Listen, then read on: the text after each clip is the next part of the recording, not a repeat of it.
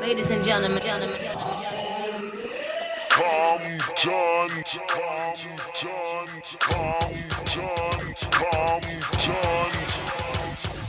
this is like I'm coming from the 90s. Another fat track, so rhythm deep. The whole motherfucking world know. Check this out. Mike T. Fuck with the turntable tricks. DJ Mike T, Compton's Most Wanted, got my man right here. The man. He put everything in motion. Everybody did their part. He put the wheels in motion, man. Funked it up to the next level. This is Rhythm D right here. West Coast, Atlanta. Where else you at, man? Now, man. You located all over the place. Just here, here in Cali and Atlanta, Georgia. Hey, homie, this is what I want to ask you, man. Straight the frick up, dude. You the only person that ever been on death row and Ruthless and this death row. Without even trying, I don't know that wasn't your plan to diss. Was that your plan to diss him, or you just was like going with the flow of Ruthless? No, I was on death row. I met Eazy by being on death row. Oh, okay. I never had a chance to sign because at the time I was actually looking for my first hit record, and I got that on my own without death row or Ruthless. By producing Paperboy, and that blew up, got me Grammy nominated. But during that same time, I was producing on, the deep cover soundtrack. I was over at Death Row, Paradise. You were not known, huh? Yeah. So, Beat Unknown. Yeah, I found out about, I found out that Dre and him wasn't cool by being on being down with Death Row. Suge is the one that actually brought me over there. Actually, Rage brought me she brought me to Suge a second time. When I actually met Suge through his cousin Tammy, and her rap name was Sparkle, and Battle Cat was producing her at the time. And she told me that her cousin was starting a label, and I didn't even know it was Death Row. And I met Suge over there at Fat Burger on Lancashire, and we chopped it up, and he was like, I'm doing this record label, holla at me later, we can get you some work, blah blah.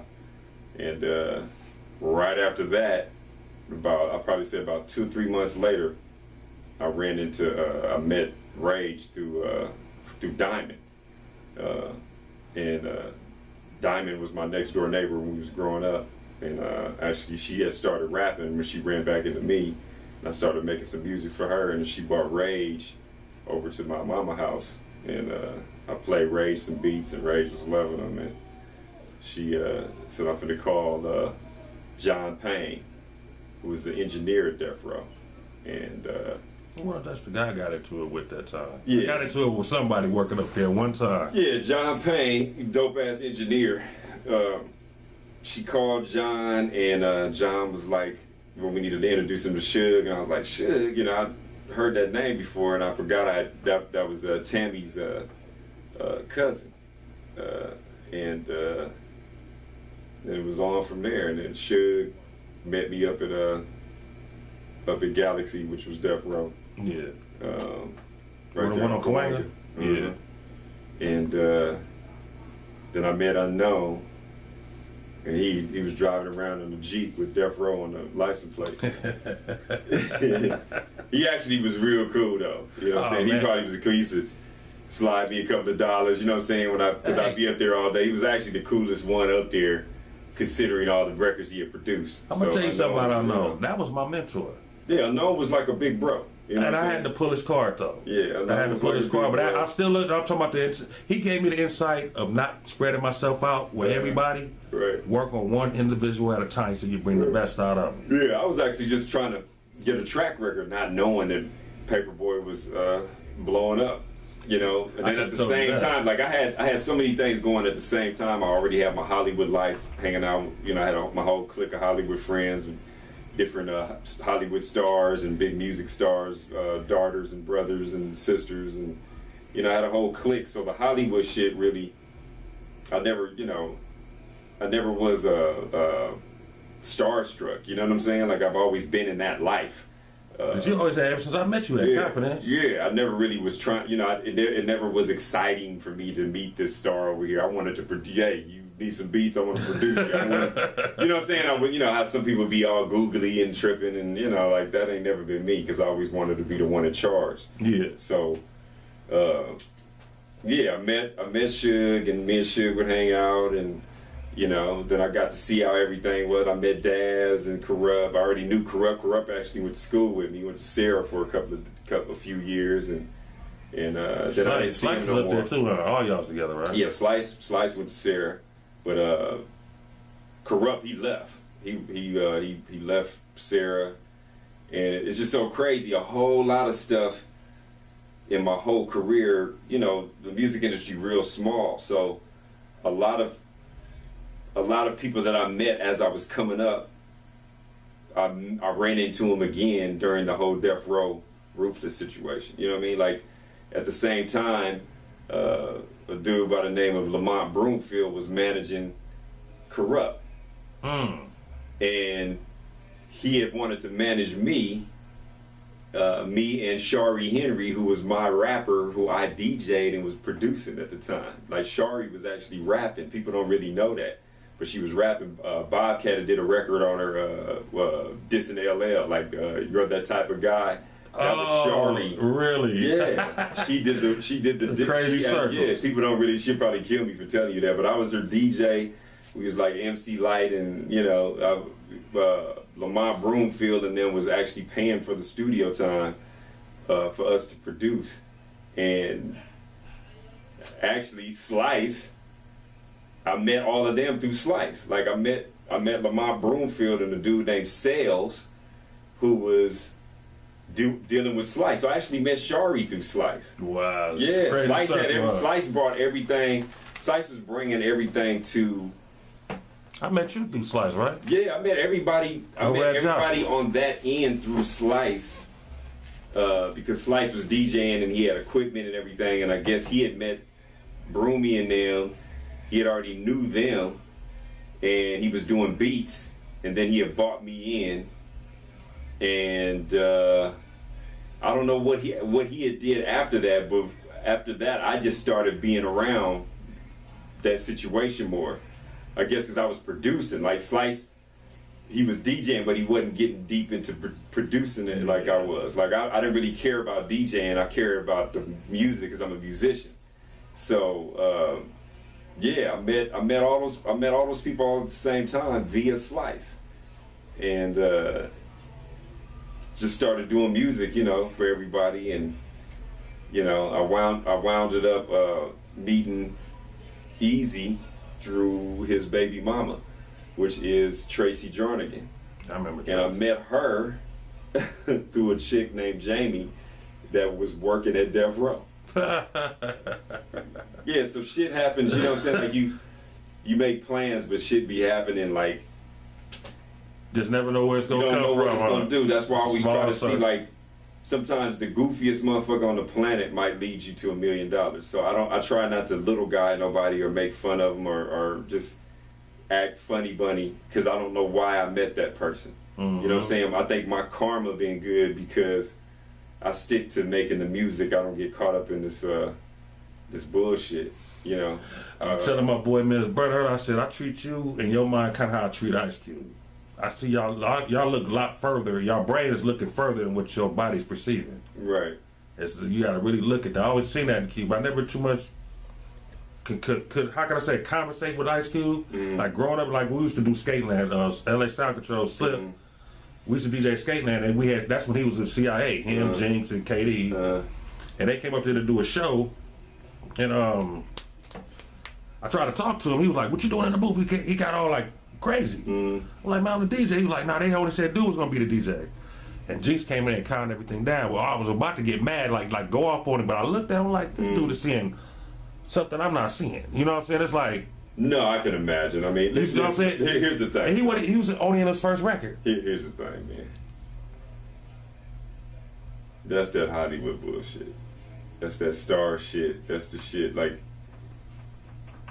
that should be corny. Niggas riding niggas nuts. Niggas acting funny bunny to another nigga that's trying to get put on. That shit's whack, bro. Like, I know a lot of old garbage ass shit about a lot of these niggas, and this shit is corny as a motherfucker, man. All right, check this out. Like, I don't give a fuck. I stayed down with Easy because of how true he was and how a real nigga he was. He wasn't on no Hollywood ass shit. He wasn't on no I'm eazy-e and little guy and niggas and none of that cornball ass shit, my nigga. He was real. He seen the talent in me, gave me a job, and I made him one of the dopest tracks on the planet. Okay, here's what I'm talking about. You know. The work that I seen when he was doing CIA, I seen his future. Like, I look like how I seen his future. And right after that, I hooked up with Jinx.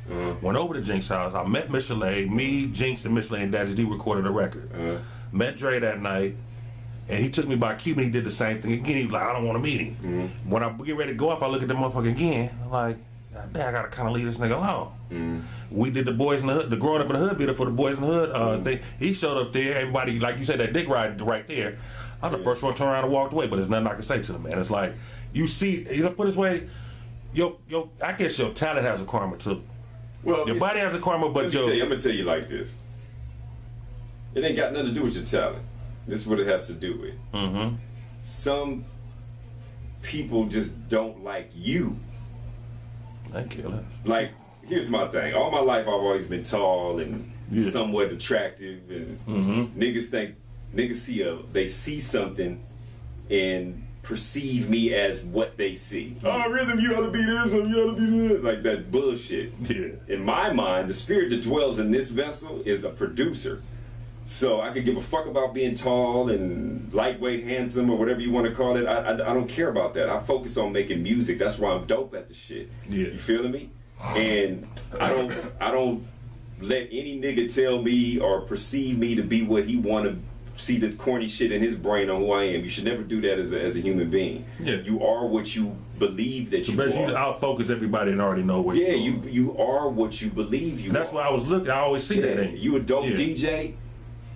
A nigga might not like you because you got some shoes on, or his chick like you, or you know what I'm saying? Like, been through all that, been there, done that. It always be that corny ass shit where you have to step back and be like, okay, this ain't for me. You know what I'm saying? Like a lot of producers and a lot of funny bunny ass actor niggas just probably don't like rhythm because they don't like rhythm. You know what I'm saying? But then I have my people that love me, so I don't give two shizballs and poots and giggles about what a motherfucker thinks. You know what I'm saying? Like, I got a future. Yeah, right, man. It's right, like I plan on being a billionaire. So if I plan on being a billionaire, I got to realize that everybody not gonna like you. And that's one of the if you really look at Jay-Z, smart businessman, he gives two fucks because he knows what his path is. See, that's the focus I was looking at way back. Know your path. And stick to your path and your life path and all the people that God brings to you to be in your life. You know what I'm saying? Cube, they got their people in their life. Drake got the people in his life. Everybody has their people that are brought to them. A lot of us as human beings get thrown off by looking at somebody else's path and trying to be on that path.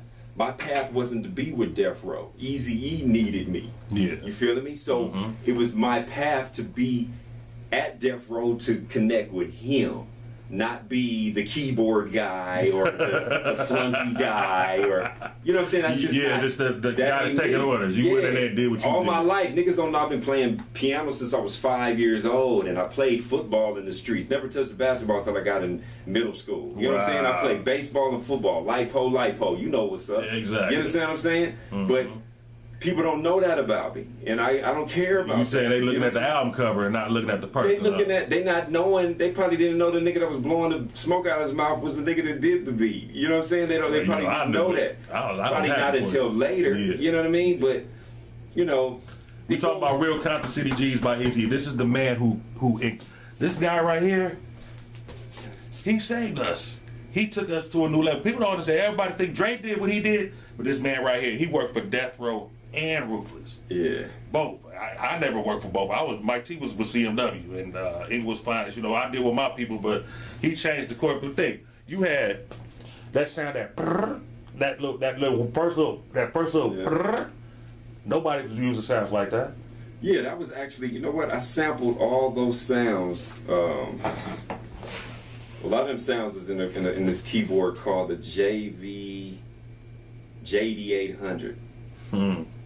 And it was some sounds in there that I really liked. Yeah, Roland. I had all Roland products. I had JD800, the JV1080. I had all that stuff that Easy had got me, and I just took all. We had to create our drum files. Exactly. And I made all my own drum files, my own 808s, all that. I had a real 808 drum machine. I plugged it into the SP1200 and sampled each kick snare and all that. So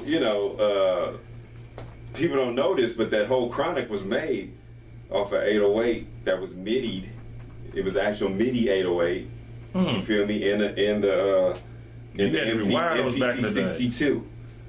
That was actually that had mono poly on it.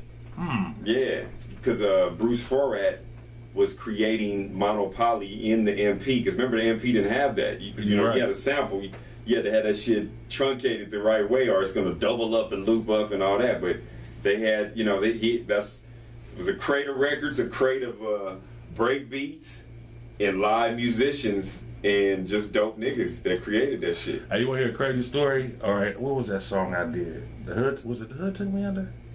The Hood Took Me Under. If you ever listen to the bass in that song, guess where I took that sample from? I had an 808 drum kit, but Slip cussed me out for doing it. I took Cash Money and Marvin's All Ugly People Be Quiet. And that last part of that bass, I sampled it.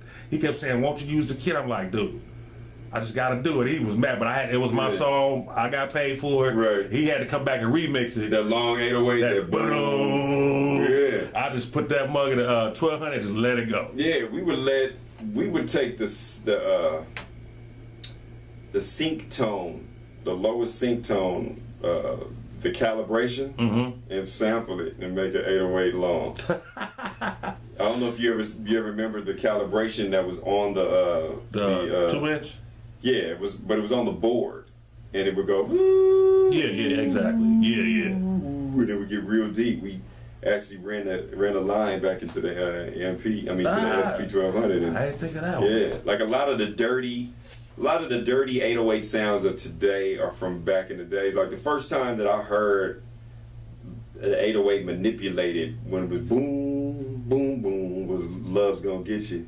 KRS-One. That's when it was boom, boom, boom. So, 808 is really all analog sounds. You can make a mini Moog bass sound like an 808. You know what I mean? Everything's analog. So, yeah, man.